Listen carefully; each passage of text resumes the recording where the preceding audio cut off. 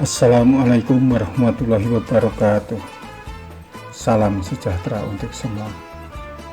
Jumpa lagi dengan saya, Haris, di channel Misteri Verhal.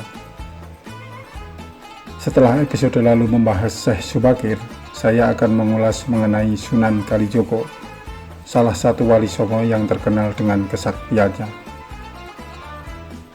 Jika selama ini orang meyakini makam Sunan Kalijogo berada di Desa Katilangu, Demak, Jawa Tengah, namun ada pula yang mengatakan makam Sunan Kalijogo terletak di Dusun Soko, Desa Medalem, Kecamatan Senori, Kabupaten Tuban, Jawa Timur. Selama hidupnya, Sunan Kalijogo menyebarkan agama Islam di tanah Jawa, sehingga memiliki banyak petilasan. Dari sejumlah kesaksian, termasuk sang juru kunci, makam dan petilasan Sunan Kalijogo penuh misteri dan mempunyai kekuatan gaib. Apa saja misteri itu? Simak tayangan ini sampai tuntas. Sebelum membahas mengenai makam dan petilasan Sunan Kalijogo, saya jelaskan dulu sosok sang Sunan. Sunan Kalijogo atau Raden Said diperkirakan lahir pada tahun 1450 dengan nama Santi Kusumo. Ia adalah putra Empu Santi Badro dan kakeknya bernama Badronolo. Nama lain Sunan Kalijogo adalah Lokajaya, Syekh Malaya, Pangeran Tuban, dan Raden Abdurrahman. Diperkirakan ia wafat pada tahun 1513 di Demak. Sebelum menyebarkan agama Islam, Raden Said adalah seorang perampok. Ia merampok gudang hasil bumi milik kerajaan dan orang kaya, lalu membagikannya kepada orang-orang miskin. Suatu hari, saat Raden Said berada di hutan, ia melihat seorang kakek memegang tongkat emas. Orang itu adalah Sunan Bonang. Ia merampas tongkat itu. Katanya, hasil rampokan akan dibagikan kepada orang miskin. Sunan Bonang tidak membenarkan cara itu. Ia menasihati Raden Said bahwa Allah Subhanahu wa Ta'ala tidak akan menerima amal yang buruk. Lalu, Sunan Bonang menunjukkan pohon aren emas dan mengatakan, bila Raden Said ingin mendapatkan harta tanpa berusaha, maka ambillah buah aren emas itu. Melihat kesaktian Sunan Bonang, Raden Said ingin menjadi muridnya. Ia menyusul Sunan Bonang ke sungai.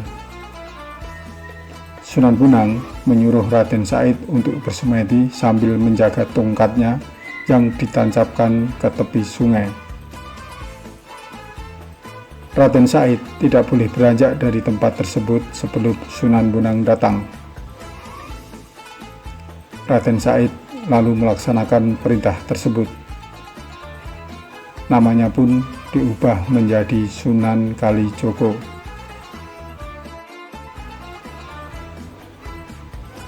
Dalam dakwah, Sunan Kalijogo punya pola yang sama dengan mentor sekaligus sahabatnya, Sunan Bonang.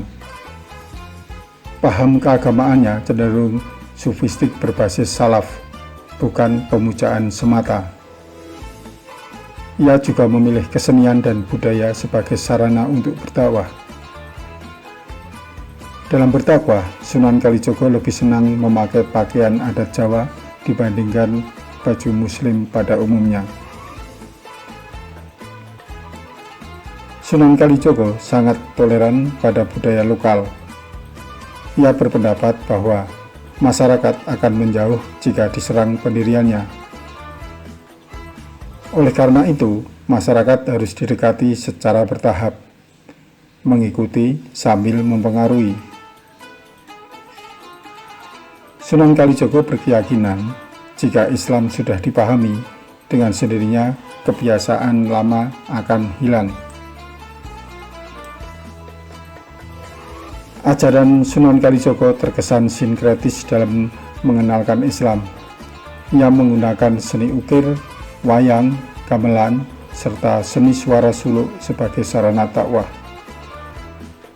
Beberapa lagu suluk ciptaannya yang populer adalah Lir Ilir dan Gundul-Gundul Pacul.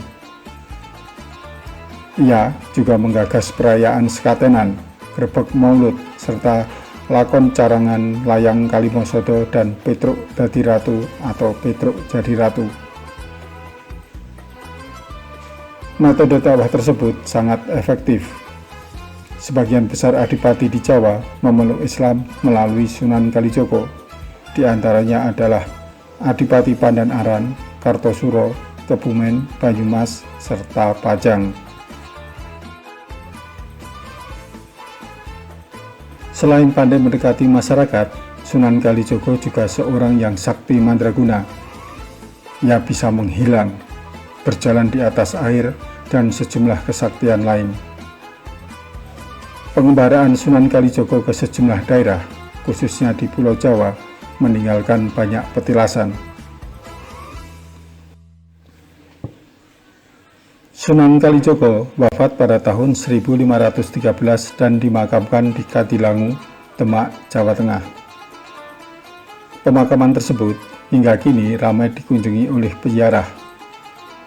Namun, pada tahun 1979, seorang warga desa Medalem, Mulyadi, mengaku menemukan makam Sunan Kalijogo di Dusun Soko, Desa Medalem, Kecamatan Senori, Kabupaten Tuban, Jawa Timur. Ia menemukan makam itu melalui mimpi. Menurut Mulyadi, Abdurrahman Wahid atau Gus Dur saat menjadi presiden pernah berkunjung ke makam ini pada tahun 1999.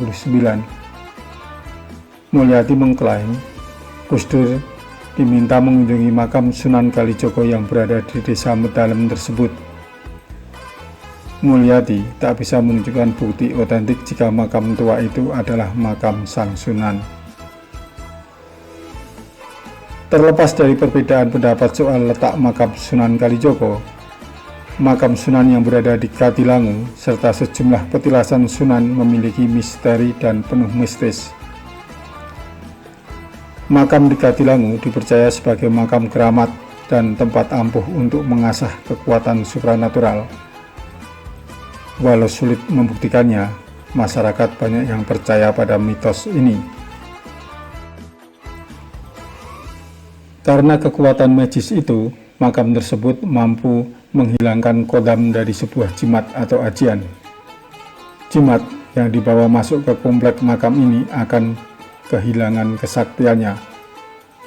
Sebenarnya, juru kunci melarang pengunjung membawa jimat, rajah, atau pusaka ke dalam kompleks pemakaman. Namun, ada saja pengunjung yang nekat. Makam Sunan Kalijogo yang berada di Tuban, kabarnya juga penuh mistis. Mulyadi, penemu makam ini, mengaku bertemu makhluk berpakaian serba hitam. Ia meminta Mulyadi untuk merawat makam tua di Desa Medalem. Ternyata, makam itu adalah makam Raden Said Moroteko alias Sunan Kalijogo. Sementara itu, petilasan Sunan Kalijogo di Bukit Kuncup, Desa Keongan, Kecamatan Gabus, Kabupaten Grobogan, Jawa Tengah, juga memiliki cerita mistis. Dulu, Sunan datang ke daerah ini untuk mencari kayu jati sebagai tiang utama Masjid Agung Demak. Di tempat ini pula, ia menyebarkan agama Islam bersama salah satu santrinya, Raden Suwito atau Syekh Abdul Rahman. Santri itu meneruskan syiar di tempat ini sampai wafat dan dimakamkan di desa tersebut. Di Desa Keongan ini, Sunan Kalijogo mendirikan sebuah masjid, namun masjid itu menghilang tanpa jejak.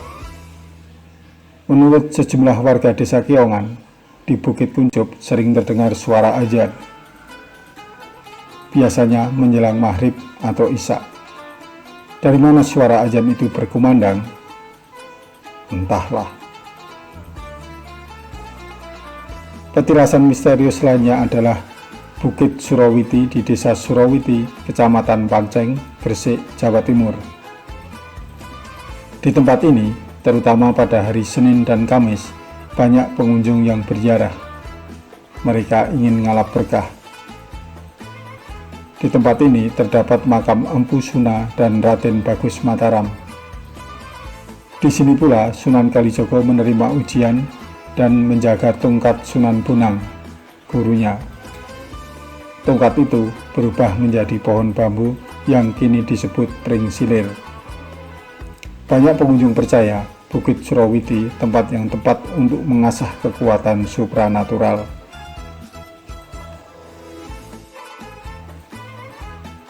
Petilasan lain yang tak kalah mistisnya adalah sumur gaib di Dukuh Karanglegi, Desa Patalan, Blora, Jawa Tengah. Konon, saat singgah di desa ini, Sunan Kalijogo membuat batu bata dan peternak bebek. Di lahan bekas membuat batu bata ini sering terlihat sumur gaib.